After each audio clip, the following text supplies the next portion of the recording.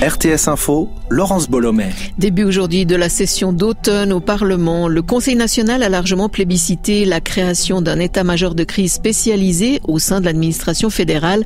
La Chambre basse veut améliorer la répartition des responsabilités en cas de crise, telle que le fut la pandémie ces 2 dernières années. L'achat d'avions F-35A soutenu par la Commission de politique et de sécurité du Conseil national, 17 voix contre 8 ont accepté les 6 milliards de francs nécessaires à l'achat de 36 appareils.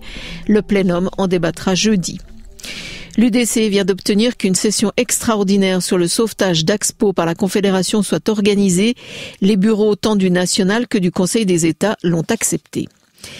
La ville de Lausanne veut réduire l'impact énergétique de son eau potable. La municipalité sollicite un crédit urgent de 4 millions de francs pour financer les mesures. Il vise une économie de 10%. Parmi ces mesures, la pose de panneaux photovoltaïques.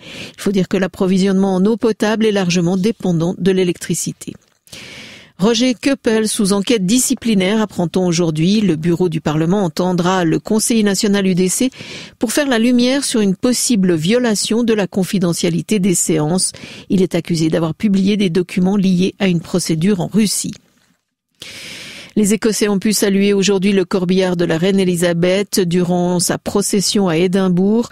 Son cercueil sera ensuite exposé en la cathédrale Saint-Gilles dans la capitale écossaise et le public pourra s'y recueillir.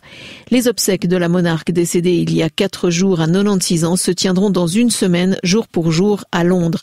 Quelques 500 dignitaires du monde entier devraient rejoindre la capitale anglaise pour rendre hommage à la reine défunte.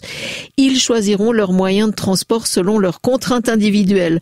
Ce matin, Downing Street se défend d'avoir incité les personnalités à faire usage de vols commerciaux plutôt que de jets privés. Il ne s'agissait non pas d'une injonction, mais seulement de recommandations, a précisé un porte-parole de la Première ministre. Des célébrations de Paris à Madrid en passant par New York notamment à l'occasion du 50e de la mort de Picasso. 42 expositions organisées dans le monde permettront de montrer toutes les facettes de l'œuvre du peintre. Des colloques, des débats sont également au programme.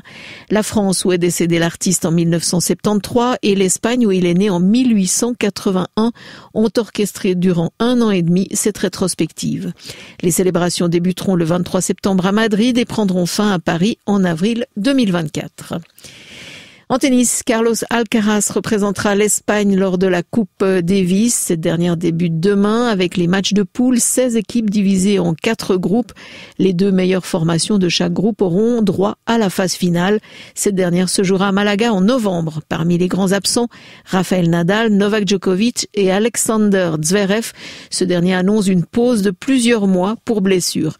La Suisse, elle, n'est pas sélectionnée. La matinée de demain s'annonce encore bien ensoleillée, mais dans l'après-midi, les passages nuageux iront en s'accentuant. Ils devraient transporter dans leur volute du sable du Sahara qui pourrait bien teinter le ciel et la terre d'orange. Le mercure passera de 14 degrés au plus frais à 28 au plus chaud de la journée. Demain, mercredi, 24 maximum sous un ciel qui hésitera entre éclaircies et nuages. Des averses et des orages sont annoncés plus nombreux l'après-midi et en soirée. Espace 2.